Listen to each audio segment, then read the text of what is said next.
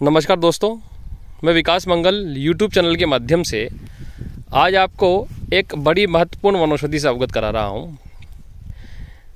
इस वनौषधि को बोलते हैं भृंगराज। देखिए, भृंगराज में भी कई किस्में हैं। ये लाल डंडी का भृंगराज है, इसको आप गौर से देख लें। देखेंगे ये लाल डंडी का। और मैं अभी मेरे खेत पे खड़ा हूँ, एक बार आपको नज़ारा दिखा देता हूँ। ये देखिए आप, ये मेरा खेत है, इसी पे खड़ा हुआ हूँ मैं। और यहाँ बहुत मात्रा में है, क्योंकि इसके माध्यम से बड़ी बड़ी औषधियों का निर्माण होता है। और ये किस काम में आता है ये आपको आज मैं बताऊंगा, क्योंकि यही समय इसको कलेक्ट करने का। बाद में फिर ये कलेक्ट नहीं होता, समय के साथ सूख जाता है। देखिए, भृंगराज की पहचान क्या होती है। इसमें ये जैसे माता बहनें नाक में लौंग पहनती है ना, उस प्रकार से ये इसका पुष्प आता है नाक के लौंग की तरह। ठीक है, इसका नाम है भृंगराज जटाजूट। ये भृंगराज की पत्ती को हम यदि मसलते हैं, ऐसे ये हाथ में मसलते हैं, तो कुछ देर के अंदर ये हाथ स्वतः काला पड़ जाता है। ये इसकी पहचान होती है। अभी आपसे बात करते करते आप देखेंगे तो देर में हाथ काला का पड़ जाएगा।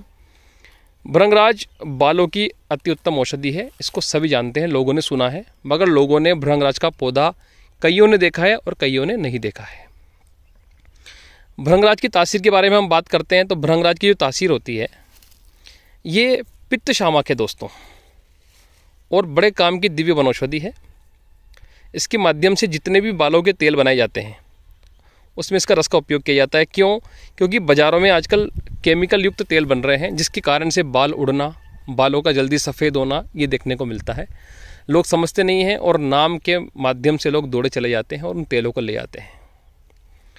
ये जो भृंगराज आप देख रहे हो, इससे एक कायाकल्प चूर्ण बनता है, एक कल्प चूर्ण बनता है। इसके बारे में आगे बताऊँगा।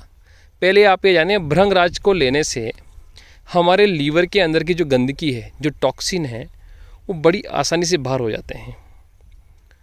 भृंगराज के अंदर बहुत मात्रा में पोषक तत्व पाए जाते हैं, जो कि हमारे हेयर की ग्रोथ के लिए बहुत इम्पोर्टेंट होते हैं।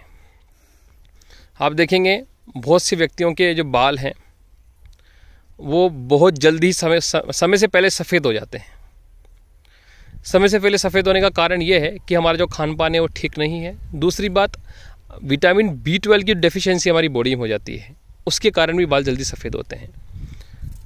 मैं ये तो नहीं कहता हूँ कि भृंगराज के अंदर विटामिन B12 पाया जाता है, मगर ये देखा गया है कि भृंगराज लेने वालों के बाल जल्दी से नहीं गिरते और जल्दी से सफ़ेद नहीं होते। भृंगराज जब भी लें हम, तो हम इसकी जड़ें सहित लें, क्योंकि इसकी जड़ों में बहुत ज़्यादा शक्ति होती है और ये वीर्यवर्धक है और काम शक्तिवर्धक भी है। जो काम शक्तिवर्धक पाउडर मैं बनाता हूँ उसके अंदर भृंगराज को डालता हूँ, वो आपके लीवर को सही रखता है। और इसकी जड़ें जो है वो आपको काम शक्ति प्रदान करती है, यानी नव यौवन शक्ति प्रदान करती है, ताकि आप स्फूर्तिजनक जीवन जी सकें। भृंगराज जो आप देख रहे हैं, इसके माध्यम से नेत्रों के रोगों को भी दूर किया जाता है। यदि किसी के नेत्रों में रोग हो गया हो, धुंध, जाला इत्यादि मोतियाबिंद की प्रारंभ अवस्था हो, तो इसको बढ़िया साफ़ करें। आप पहले तो पानी से धो लें, साफ़ कर लें, और उसके बाद इसको सिलबट्टे पर बांट करके इसका एक एक बूंद रस नेत्रों में डालने से ये नेत्रों के जालों को हटाता है, नेत्रों के धुंध को हटाता है, मोतियाबिंद की फर्स्ट स्टेज को ये दूर करता है। दोस्तों, भृंगराज बहुत महत्वपूर्ण वनौषधि है। जिन लोगों के पित्त बढ़ गया हो, आप जानते हैं अपर स्टमक में जब एसिडिटी होती है, जब पित्त बढ़ जाता है, तो आदमी का जीना दुर्भर हो जाता है। उसको खाना खाते ही खट्टी खट्टी डकारें आना, जी मचलना, गले तक खाना आ जाना, उन सब को दूर करने में भृंगराज अमृतमय वनौषधि है। जब आप इसका उपयोग करते हैं तो ये आपके पेट को बड़ा अच्छा रखता है, आपके लीवर को साफ रखता है। देखिए दोस्तों, अभी मैंने एक रिसर्च करा। वो रिसर्च ऐसा किया कि मेरे ही रिश्तेदारों में देखा मैंने कि जो लोग कोरोना से पीड़ित थे, जिन लोगों को कोरोना हुआ, उसके बाद हमने देखा कि भयंकर तरह से लोगों के बाल गिरना स्टार्ट हो गए। यहाँ तक कि कई लोग तो गंजे हो गए कोरोना में।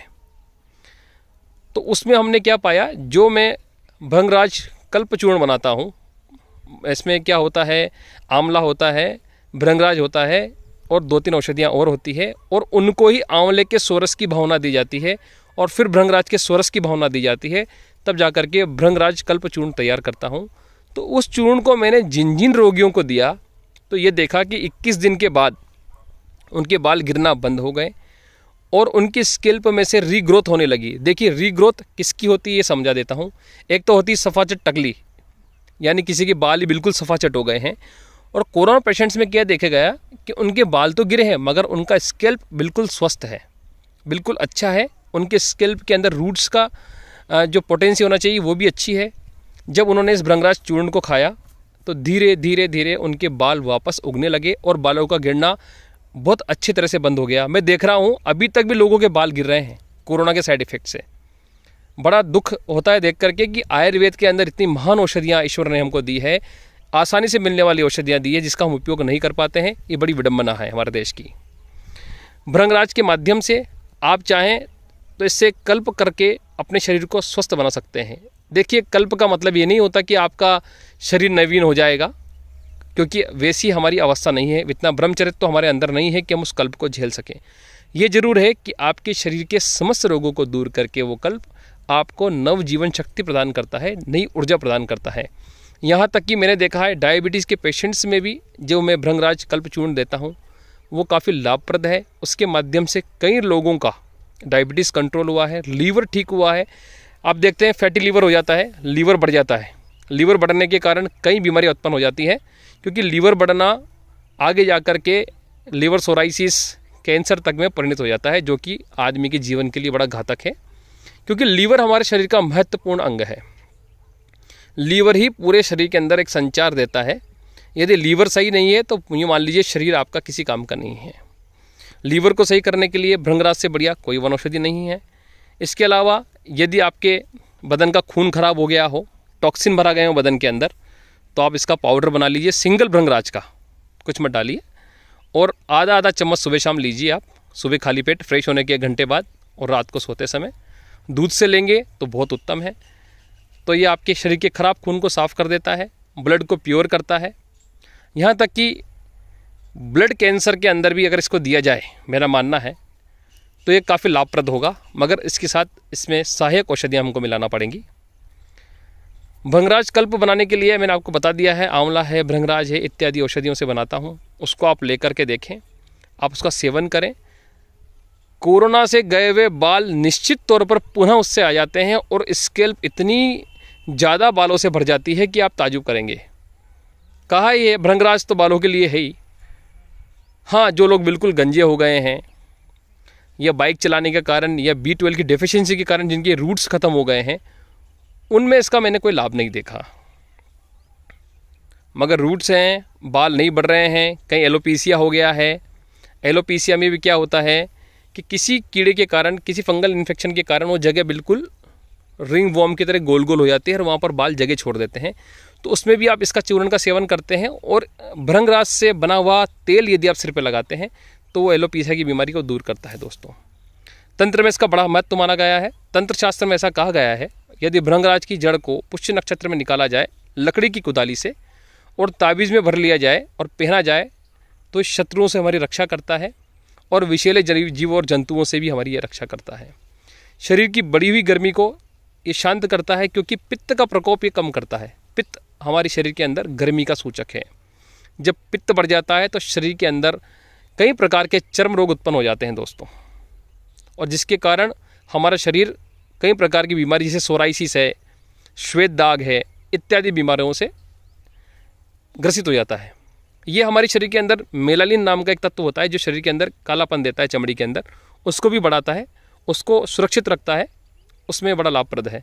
तो दोस्तों, मैंने आज आपको ये भृंगराज के पौधे से अवगत कराया है, इससे संबंधित कुछ बातें बताई हैं। एक बार आप पुनः देख लें ताकि आप लोगों को कहीं भी घूमने जाएं तो देखने में आसानी रहे।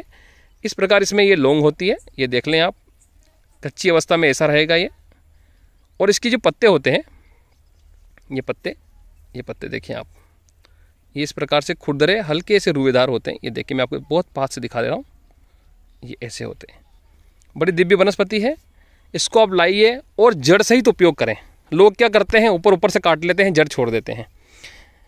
हमें वनस्पति बचानी है तो हम एक काम और कर सकते हैं, हम इस वनस्पति के अंदर बीज आते हैं काले वर्ण के। जब ये आप देखेंगे फूल खिल जाएगा और इस प्रकार की अवस्था आ जाएगी तो धीरे धीरे ये बीज के रूप में परिणत हो जाएंगे और काले कलर के बीज हो जाएंगे।